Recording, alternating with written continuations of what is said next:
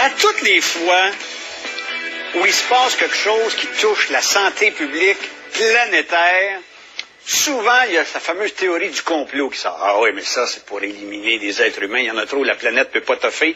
Il manque le tiers des humains, s'ils disparaissaient de la Terre, c'est fait. Puis là, il y a un complot.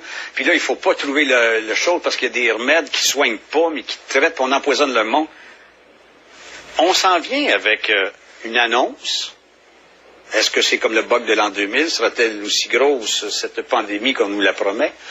De grippe porcine, ou en tout cas maintenant, attention, de grippe humaine AH1N1. Et là, les gouvernements un peu partout ont passé des commandes. À qui vous pensez? À l'industrie pharmaceutique, de fabriquer un vaccin pour être capable de contrer cette épidémie, pandémie, appelez-la comme vous voulez, mondialement, qui a fait déjà quelques morts. Et là, il y a l'autre côté de la médaille. Parce que là, on va certainement avoir toute une propagande santé des autorités pour venir nous dire « faites-vous vacciner, c'est important, c'est important ».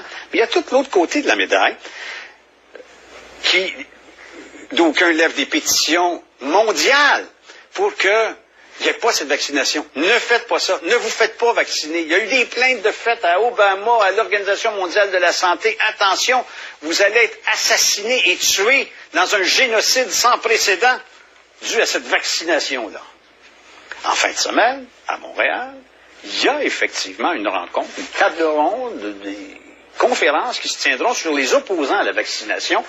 À tout le moins, on demande le libre choix de la vaccination. Pour nous en parler, Maître Jean Dury est avec nous. Maître Dury est de cette cause, mais de bien d'autres également. C'est un avocat qui est en pratique privée, mais aussi a des intérêts collectifs et sociaux comme celui-là. Maître Dury, bonjour. Bonjour, M. Mongrain. Jean Dury, vous savez, en partant, vous êtes l'organisateur ou un des organisateurs ou sensible de cette non, je ne suis pas organisateur. Je suis toujours sensible quand ça touche les libertés individuelles. Oui, effectivement. Peut-être c'est pour ça qu'on m'a appelé. Mais je n'ai pas participé à l'organisation. Au Palais des Congrès, d'ailleurs, le 12 septembre, non, je n'ai pas participé. Alors, pendant qu'à Québec, il va y avoir le Moulin de la Parole, vous autres, vous allez nous parler de anti-vaccination, de contre-vaccination ou une présentation des risques d'une vaccination? Comment ça va? Qu'est-ce que c'est? Il y a plusieurs interlocuteurs qui vont en parler, des conférenciers. Il y a même un médecin qui va venir en parler. Évidemment, M. Mongrain, vous devez comprendre, vous le savez, je suis avocat, alors je ne me mêlerai pas du domaine de la santé. Et mon intervention se limitera au droit, évidemment. Et à l'analyse de la situation actuelle quant au droit du citoyen de refuser ou d'accepter. Bon, mais vous, comme avocat dans l'intérêt public, vous dites, et la cause sociale m'intéresse, il y a un risque, il y a un danger à la vaccination. De toutes les vaccinations ou de celle-là particulièrement? Bien, écoutez, je ne peux pas répondre à ça parce que, comme je vous dis, je vais perdre toute crédibilité en partant. Je ne pourrais pas affronter aucun médecin sur le sujet, n'étant pas médecin. D'ailleurs, je me trouve comme dans une cour de justice. Mais vous êtes hésitant. Ben, je veux dire, j'ai mon opinion personnelle qui ne vaut que pour moi, mais je peux vous dire d'emblée que quand je me présente devant un juge et puis qu'un client, par exemple, refuse le traitement et qu'on procède par le biais de l'article 16 du Code civil, jamais je dis au juge le traitement n'est pas adéquat. Je suis obligé d'avoir un docteur à l'appui de mes prétentions. Alors, je me trouve devant la même situation aujourd'hui. Pour moi, il n'est pas question que j'émette publiquement une opinion sur la cause du vaccin. Vous favorisez le libre choix à tout le moins. Vous ne voulez pas qu'un gouvernement, qu'un État, quel qu'il soit, force une vaccination obligatoire généralisée. Et ma position est très ferme, elle est très sérieuse et elle doit être analysée. Et je m'explique.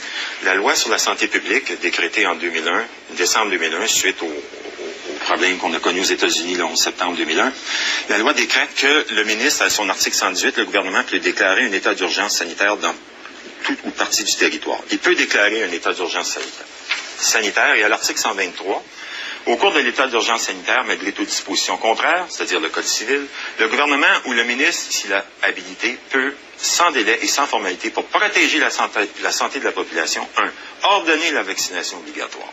Voici le problème. Donc, vous me dites, on est dans une situation où on anticipe le pire. Ouais. Un gouvernement pourrait arriver, mettre une loi là et faire en sorte de dire, vous, Dury, vous passez pour vous vaccine. Le ministre peut, Dr. Bolduc, peut, dans les 48 heures, s'il y a urgence, le décréter lui-même. Seulement le docteur peut le faire. Et un juge de la Cour municipale peut forcer un citoyen à aller subir le vaccin.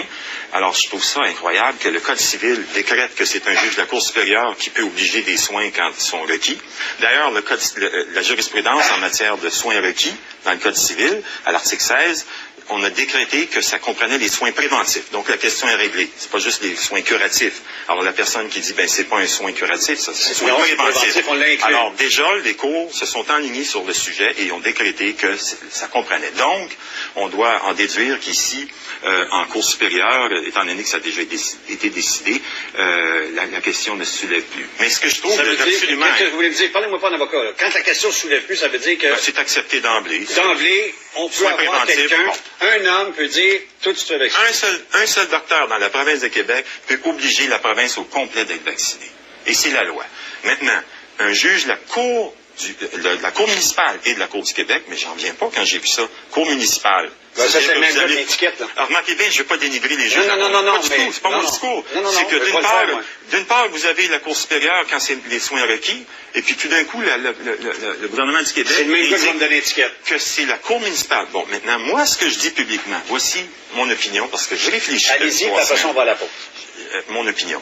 Si jamais le gouvernement décrète, ou le ministre, ou le gouvernement décrète un tel état d'urgence, il va y avoir une réticence absolument jamais vue au Québec. Jamais vous aurez vu autant de désobéissance civile. Ça n'a même pas, on ne réalise pas à quel point il va y avoir obstruction à cette loi-là. Et ça, il faut y songer. Pour d'autres choses que des raisons médicales. Écoutez, faites votre propre enquête. Vous avez un blog, demandez à la population, voulez-vous un vaccin forcé par une multinationale qui a des intérêts financiers? Pour une grippe qui, à date, écoutez, ça circule partout sur le net. Il y a quelques centaines de morts dans le monde. Et il y a des 50 000 morts, 100 000 morts des grippes ordinaires. On ne comprend pas. Et c'est partout sur le net, vous voyez ça. Alors, la population n'est pas dupe. Si on impose un tel vaccin, il va y avoir révolte. Je veux dire, là, et tous les discours sont ouverts. On entend de part et d'autre, vous parliez tout à l'heure de vastes conspirations, mais je vous dis, mon opinion, c'est que, imaginez, un juge d'une cour municipale va obliger un individu de prendre un vaccin et sur 1 sur 40 000, il y a décès, admettons, et la personne qui est obligée d'aller prendre un vaccin forcé décède, ou son enfant décède. Imaginez l'impact. Et puis les jurisprudences ont déterminé que le bien public l'emporte sur le bien de l'individu. Donc, s'il y a décès à l'occasion, puis ça, là, je vous dis pas ça en n'ayant pas fait de recherche. Mes recherches sont faites. Allez sur le nvic.org aux États-Unis. C'est l'organisme le plus sérieux en matière d'analyse des vaccins et des effets secondaires. Il y a des dommages collatéraux du vaccin. Écoutez, le swine flu, la grippe porcine de 1976, il y a eu 4000 dommages collatéraux énormes, des désordres neurologiques, des désordres immunologiques énormes. Et c'est présentement en cours. Mais il y a toujours quelqu'un pour venir nous dire ça a fait 4000 victimes, mais on en a sauvé des millions. Non, écoutez, je vous le dis, je n'embarque pas dans cet aspect médical-là parce que je ne suis pas équipé pour discuter, admettons. Mais à la réflexion, votre réflexion vous a fait cependant consulter des choses qui vous inquiètent et vous interrogent. Ce qui m'interroge, c'est la population n'est pas d'accord avec moi. Je parle pas sur le plan personnel. Je comprends. Et si vous avez un blog et puis vous demandez à la population, c'est renversant de voir à quel point le public actuellement, là, vous n'avez pas la cause du gouvernement du Québec, ni l'OMS, pour vendre un vaccin avec ce que vous avez. Si vous aviez un dossier comme l'Ebola, ou si vous aviez un dossier sérieux, vous n'avez pas le dossier présentement, il y a rien qui vous permettrait de croire que ça demande ça. Et si vous le faites, il va y avoir un effet contraire, selon mon humble opinion. Il va y avoir l'effet que les gens vont encore moins croire au gouvernement, moins croire aux pharmaceutiques, moins croire aux médecins. JeanDury.com, c'est la façon ça de s'informer? JeanDury.ca. C'est mon site, et puis j'ai l'intention d'aborder la question grandement à l'automne sur mon site